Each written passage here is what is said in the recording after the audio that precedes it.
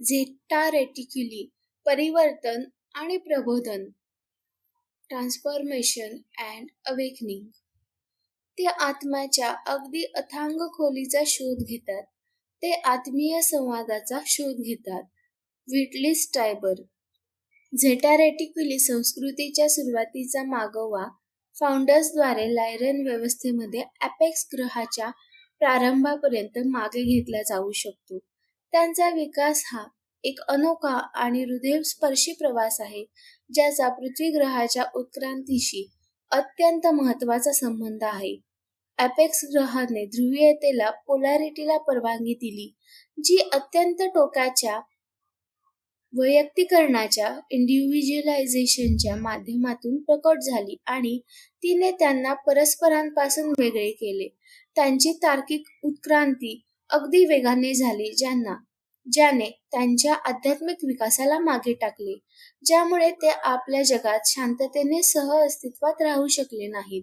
ऊर्जेमधील या असंतुलनामुळे अपेक्स ग्रहाचा जवळजवळ पूर्ण विनाश झाला. अंतराळातील एखाद्या निरीक्षकाच्या दृष्टिकोनातून अपेक्स जग नष्ट झाले होते, मात्र अपेक्सच्या रहिवाशांच्या दृष्टिकोनातून एक वेगळीच कथा घडली. अपेक्स ग्रह कमालीचा विषारी बनला. प्रदूषण आणि उच्च पातळीवरील रेडिएशन्स यामुळे ग्रहाचा पृष्ठभाग राहण्यायोग्य उरला नाही. या महाआपत्तीतून वाचलेल्या अपेक्सियन्सनी स्वतःला भूमिगत करून घेतले. या नवीन भूमिगत समाजामध्ये एकात्मकता घडून येणे अत्यंत आवश्यक होते, जेणेकरून विनाशाचे ते चक्र स्वतःची पुनरावृत्ती करणार नाही. याचे महत्त्व ओळखून त्यांनी आपल्या वास्तव्याच्या संपूर्ण पुनर्रचनेद्वारे एकात्मकता सक्तीने लागू करण्याचा निर्णय घेतला. जसजसा अपेक्स ग्रह आपल्या विनाशाकडे सरकत होता, तसतशी तिथल्या जीवांची मानसिकता आणि बुद्धिमत्ता इतकी उच्च विकसित झाली होती की ते अपेक्सियन्सच्या भौतिक रूपांमध्ये स्पष्टपणे दिसू लागले होते. अवघ्या काही पिढ्यांमध्ये त्यांच्या कवटीचा आकार लक्षणीयरित्या वाढला होता. नैसर्गिक प्रसृती अधिकाधिक अपयशस्वी ठरू लागली, कारण वाढलेल्या कवटीच्या जन्ममार्गामधून बाहेर सहजपणे पडत नव्हती. स्त्रियांचे शरीर कवटीच्या वाढीच्या या वेगाशी जुळवून घेऊ शकत नव्हते. पुढे येणाऱ्या प्रजातींच्या संकटाचा अंदाज घेऊन जेनेटिक इंजिनियर्सनी क्लोनिंगचे तंत्र वापरण्यास सुरुवात केली, जे शेवटी जन्माच्या प्रक्रियेची जागा घेऊ शकत होते. अपेक्सियन्सच्या या पावलाने त्यांच्या प्रजातीला वाचवले, कारण ग्रहाचा पृष्ठभाग राहण्यायोग्य नसून गेल्यानंतर अपेक्सियन्स स्वतःला वंध्य अवस्थेत पाहत होते. एकदा का त्यांना समजले की ते वंध्य झाले आहेत, तेव्हा अपेक्सियन्सनी त्यांच्या स्वतःच्या फायद्यासाठी याचा वापर करण्याचा निर्णय घेतला. त्यांना पूर्वीसारखी संस्कृती आता नको होती. त्यांना नव्याने सुरुवात करायची होती. म्हणूनच त्यांनी आपल्या भावी समाजाच्या जेनेटिक्सवर कठोरपणे नियंत्रण ठेवण्याचा निर्णय घेतला. जेनेटिक्स इंजिनियर्सनी त्यांच्या नवीन वंशाच्या विकासावर वेगाने काम सुरू केले. हा वंश त्यांच्या मते भूतकाळाचा एक एकात्मिक पैलू असणार होता. भावनिक अभिव्यक्तीवर प्रभाव पाडण्यासाठी मेंदूच्या संरचनेत अनुवांशिक बदल करणे ही पहिली प्राथमिकता होती. त्यांनी त्यांच्या उत्कटतेच्या, पॅशनच्या आणि गोंधळाच्या भूतकाळातील अभिव्यक्तीचा त्याग केला. त्यांना आता सुव्यवस्था हवी होती. म्हणूनच बाह्य उद्दीपनांना एक सुसंगत रासायनिक प्रतिसाद देण्यासाठी त्यांच्या मेंदूंमध्ये बदल करण्यात आले. त्यांनी त्यांच्या अहंकाराच्या संरचनेपासून अलिप्तता निर्माण केली. न्यूरोकेमिकल फेरफारांच्या पिढ्यानपिढ्यांच्या प्रक्रियेनंतर अपेक्सियन्स एक सामूहिक मन बनले. एकेकाळी त्यांना ज्या वैयक्तिक अभिव्यक्तींचा प्रचंड अभिमान होता, त्या आता पूर्णपणे नष्ट झाल्या होत्या. ग्रहावरील रेडिएशन आणि त्यांच्या क्लोनिंगचे परिणाम यांच्या एकत्रित प्रभावामुळे एका अशा वंशाची निर्मिती होऊ लागली, ज्यामध्ये एका व्यक्तीपासून दुसऱ्या व्यक्तीत फारसा शारीरिक फरक नव्हता. ग्रहाच्या भूमिगत पर्यावरणाचा अधिक कार्यक्षमतेने वापर करण्यासाठी त्यांची शरीरे लहान आकाराची तयार केली गेली. अतिनील प्रकाश आणि नैसर्गिक सूर्यप्रकाशाच्या अभावाशी जुळवून घेताना त्यांच्या डोळ्यांनी दृश्य वर्णपटाच्या विविध वारंवारतांना प्रतिसाद देण्यास सुरुवात केली. त्यांच्या डोळ्याच्या बाहुल्या संपूर्ण डोळ्याला व्यापतील अशा म्युटेट झाल्या आणि जास्तीत जास्त प्रकाश गोळा करण्यासाठी डोळ्यांचा आकार मोठा झाला. ताज्या अन्नाच्या अभावाला प्रतिसाद म्हणून त्याची शरीरे शेवटी प्रकाशाच्या विशिष्ट वारंवारतांना पोषण म्हणून शोषून घेण्यास अनुकूल झाली. त्यांची त्वचा प्रकाश औष्णिक आणि फोटोव्होल्टिक बनली, जी भूमिगत गुहांमधील प्रकाशाच्या स्रोतांना संवेदनशील होती. जतन केलेल्या वनस्पती आणि प्रकाशमान भूमिगत खनिजांनी त्यांच्या पोषणात मदत केली. त्यामुळे त्यांच्या अनेक अवयवांचे जसे की पचन आणि पुनरुत्पादन प्रणालीचे अवयव क्षीण होणे सुरू झाले. त्यांनी अनुभवलेल्या या परिवर्तनाने त्यांच्या अस्तित्वाच्या प्रत्येक पैलूला स्पर्श केला. एक नवीन संस्कृती उदयास येऊ लागली.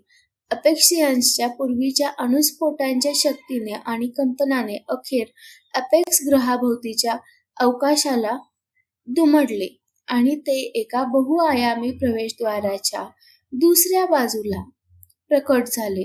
हजारो वर्षे चाललेल्या भूमिगत एकांतादरम्यान अपेक्सियन्सना अजिबात कल्पना नव्हती की त्यांच्या ग्रहाने काळ आणि अवकाशातील आपले स्थान बदलले आहे.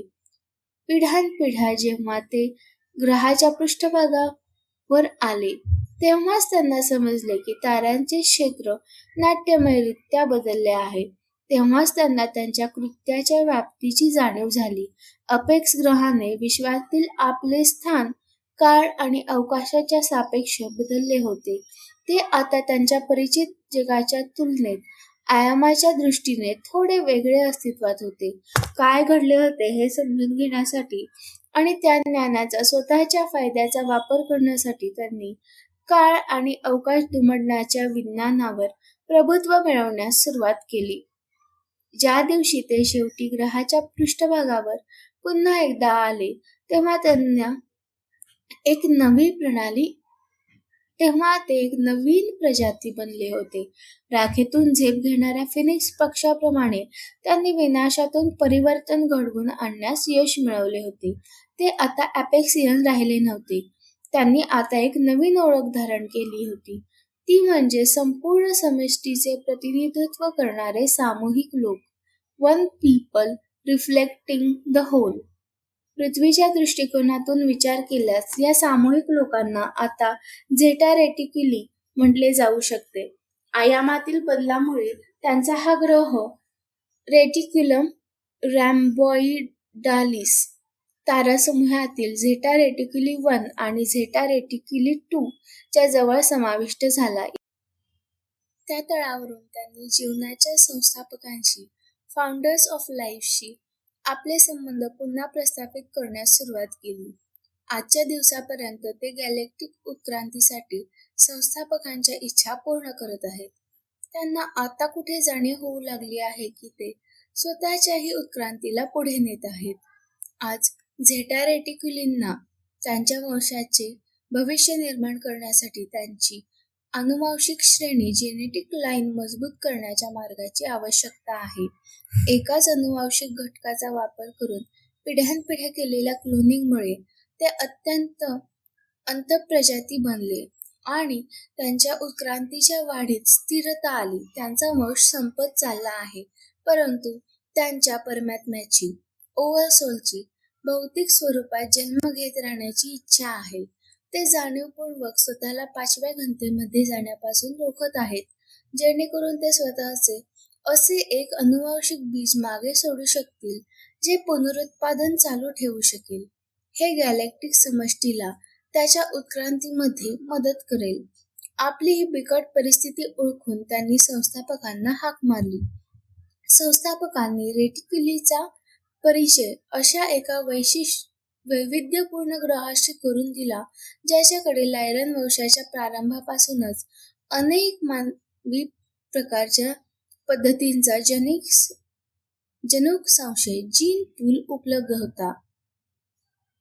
रेटिक्युलिननी अनुवांशिक घटक जेनेटिक मटेरियल गोळा करण्यासाठी एका संस्कृतीकडून दुसऱ्या संस्कृतीकडे भटकण्याऐवजी ते आता एकाच ठिकाणी मिळू शकत होते. तो ग्रह म्हणजेच पृथ्वी आहे. रेटिक्युली प्रामुख्याने 1990च्या दशकात पृथ्वीकडे आकर्षित झाले, जेव्हा या ग्रहाकडे स्वतःचा विनाश करू शकणारे तंत्रज्ञान आले. त्यांना याची पूर्ण जाणीव आहे की त्यांचा भूतकाळ हा पृथ्वीसाठी भविष्यातील एक संभाव्य परिस्थिती दर्शवतो. त्यांच्याकडे वेळेतून प्रवास करण्याची क्षमता असल्यामुळे ते पृथ्वीच्या भूतकाळातील कोणत्याही कालखंडातून अनुवांशिक घटक गोळा करू शकत होते. तथापि त्यांना पृथ्वीच्या इतिहासातील अशा एका कालखंडातील अनुवांशिक घटकांची आवश्यकता होती जेव्हा मानवी संस्कृती विनाश आणि परिवर्तनाच्या उंबरठ्यावर उभी असेल. हे त्यांना त्यांच्या स्वतःच्या एकात्मकीय प्रक्रियेत मदत करणार आहे. एका अर्थाने त्यांचा स्वतःचा भूतकाळ बदलण्याचा हा एक मार्ग आहे. आजच्या पृथ्वीशी संवाद साधून ते त्यांच्या भूतकाळातील जखमा बऱ्या करतात आणि त्यांचे भविष्य बदलतात. आज पृथ्वीवर ते हा अनुवांशिक कार्यक्रम जेनेटिक प्रोग्राम राबवत आहेत, कारण या ग्रहाने अजूनही आत्म्याच्या निवडीची संकल्पना समजून घेतलेली नाही किंवा स्वीकारलेली नाही. त्यामुळे या अनुवांशिक कार्यक्रमात सहभागी असणारे बहुतांश लोक स्वतःला व्हिक्टिम समजतात. भीतीपोटी पळवून नेलेल्या अशा हजारो लोकांच्या कथा आहेत जे परग्रहवासियांच्या वारंवार येणाऱ्या अनुभवांनी त्रस्त आहेत, जे त्यांना त्यांच्या उबदार अंतरुणातून पळवून नेतात. हे भीतीचे अनुभव यासाठी येतात कारण मानवता अजूनही स्वतःच्या छायेचा सामना करण्यात तयार नाही, जी रेटिक्युलीने दाखवलेल्या आरशात प्रतिबिंबित होते. रेटिक्युली प्रामुख्याने मानवातील अशा विशिष्ट वैशिष्ट्यांचा शोध घेत आहेत जी त्यांची युगांपूर्वी स्वतःच्या वंशातून प्रजननाद्वारे काढून टाकली होती. असेच एक वैशिष्ट्य म्हणजे बाह्य उद्दीपनांना मिळणाऱ्या प्रतिसादांतील विविधता. हे पुन्हा शिकण्यासाठी त्यांनी अगणित उद्दीपनांना मिळणाऱ्या मानवी न्यूरोकेमिकल प्रतिसादांचे नमुने घेतले पाहिजेत आणि त्यांचा अभ्यास केला पाहिजे. या न्यूरोकेमिकल स्त्रावांचा अभ्यास करण्याची त्यांची सर्वात सामान्य पद्धत म्हणजे शरीरात एक सेंद्रिय प्रोब ऑर्गॅनिक प्रोब रोपण करणे होय. हे प्रोब्स पळवून नेलेल्या व्यक्तीच्या डोळ्यात, डोक्यात, कानात किंवा नाकात पोकळीद्वारे घातले जातात. हे प्रोब्स न्यूरोकेमिकल डेटा शोषून घेतात आणि त्याची नोंद ठेवतात. अभ्यासासाठी ते वेळोवेळी बाहेर काढले जातात आणि नंतर पुन्हा घातले जातात. तर जर एखाद्या व्यक्तीचा मृत्यू झाला तर तो सेंद्रिय प्रोब शरीराद्वारे नैसर्गिकरित्या शोषला जाऊ शकतो. ते केवळ मानवाकडून जैविक माहितीच गोळा करत नाहीत, तर ते भावनिक शिक्षण देखील घेत आहेत. त्यांनी मुलांचे संगोपन करून युगानुयुगे लोटले आहेत. मानवाचे संगोपन करण्याची क्षमता त्यांच्यासाठी एक मोठे आकर्षण आहे. जसे ते त्यांच्या न्यूरोकेमिकल संरचनेत बदल करू लागतील, तसे ते पुन्हा एकदा त्यांच्या अपत्यांना मातेच्या प्रेमाने प्रतिसाद देण्यास सक्षम होतील. हे एक प्राथमिक कारण आहे ज्यासाठी महिलांना पळवून नेले जाते आणि त्यांना संकरित मुलांना जवळ घेण्यास सांगितले जाते. या मानवी स्त्रिया झेटा रेटिक्युलींच्या मातृत्वाच्या आणि प्रजननाच्या उपजत प्रेरणांना पुन्हा जागृत करण्यास मदत करत आहेत. मानवता त्यांना मदतच करत नाही, तर ते पृथ्वीसाठी देखील एक महत्त्वाची भूमिका बजावत आहेत. फाउंडर्सना चांगल्या प्रकारे ठाऊक आहे की पृथ्वीवरील मानवतेने स्वतःला अनेक पातळ्यांवर एकात्मिक केले पाहिजे, नाहीतर संघर्षाची ही परिस्थिती अशीच चालू राहील. झेटा रेटिक्युली मानवी वंशाला अशा एक अत्यंत मूलभूत कल्पनेची आठवण करून देतात जी त्याने नाकारली आहे, ती म्हणजे एकात्मकता, युनिटी. मानव रेटिक्युलींना त्यांचे स्वतःचे वैयक्तिक स्वातंत्र्य दर्शवतो, ज्यामुळे ते घाबरतात. जर मानवतेच्या भीतीपोटी निर्माण झालेली ही दरी भरून काढता आली तर अत्यंत सखोल मार्गाने परिवर्तन घडून येईल. सध्या रेटिक्युली अशा व्हॉलेंटियर्सकडून अनुवांशिक घटक मिळवत आहेत ज्यांनी आत्म्याच्या पातळीवर पृथ्वीच्या प्रबोधनाचा आणि एका नवीन संस्कृतीच्या जन्माचा भाग होण्याचे मान्य केले आहे. खेळाच्या या टप्प्यावर पळवून नेलेल्या लोकांच्या बाजूने भीतीची अजूनही गरज आहे. पृथ्वीवर भीती हा विकासातील एक प्राथमिक अडथळा आहे. जर भीती या मानवतेमधून निघून गेली तर ती अशी अनेक ध्येय साध्य करील जी सध्या आवाक्याबाहेर वाटत आहेत. हे सध्या जागृतीद्वारे केले जात आहे, स्वतःला विक्टिम मानून नाही. रेटिक्युलींना देखील त्यांच्या स्वतःच्या भीतीचा सामना करणे आवश्यक आहे, ज्याला ते अजूनही नाकारतात आणि त्यातून पुढे जाणे गरजेचे आहे. ह्या भीतीशिवाय विकास अगदी नगण्य असेल. कधी कधी सर्वात मोठे अडथळेच सर्वात मोठी फळे देतात. या फळांपैकी एक म्हणजे नवीन संकरित वंशाची निर्मिती, ज्यांच्याकडे झेटा रेटिक्युली आणि पृथ्वीवरील मानवाचे एकात्मिक गुणधर्म असतील. ते एकात्मिक आणि वैविध्यपूर्ण असतील. ते विनोदाने समृद्ध आणि त्यांच्या भावनांबाबत प्रभावी असतील. सर्वात महत्त्वाचे म्हणजे ते बिनशर्त प्रेम करणारे असे दूत असतील, जे आपल्याला सर्वांच्या मूळ स्रोताकडे परत घेऊन जातील.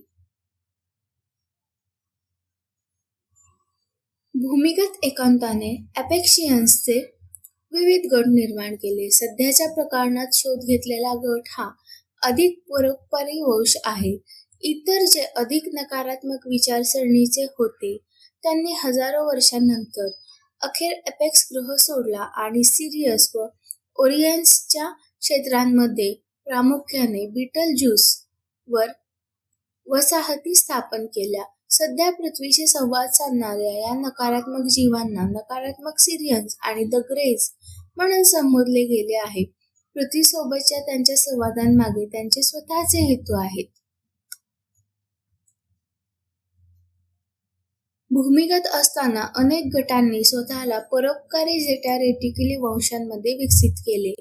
या परोपकारी चेतना म्हणजेच अध्याय 9 मध्ये संबोधित केलेल्या चेतना आहेत.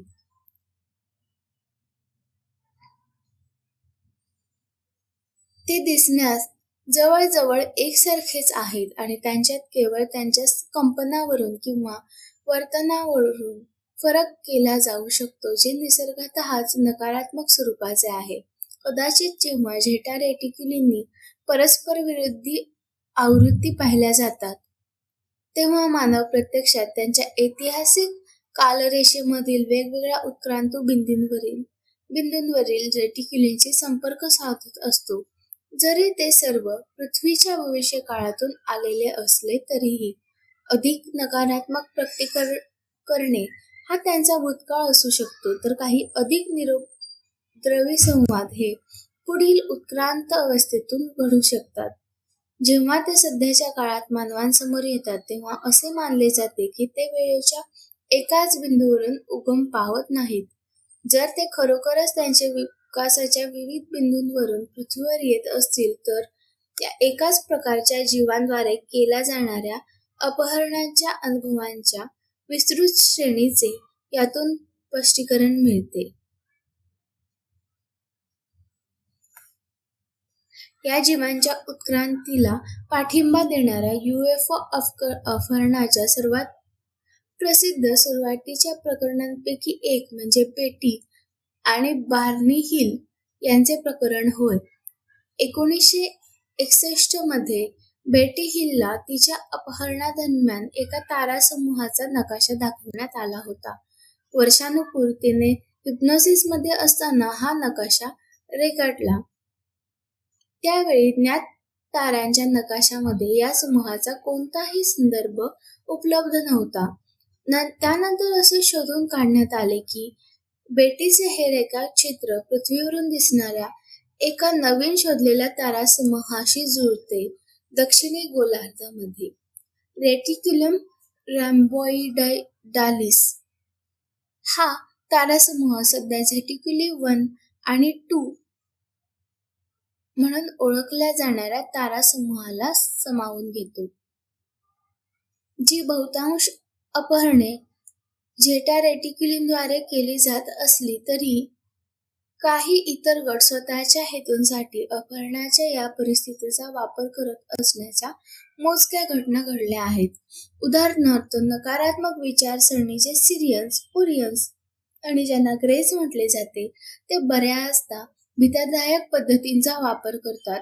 मानवांनी परोपकारी झेटा रेटिक्युली संपर्क आणि अधिक दुष्ट नकारात्मक संवादांमधील फरक ओळखायला शिकणे अत्यंत आवश्यक आहे. वीडियोस बनाने हैं, फिल्मोरा है ना।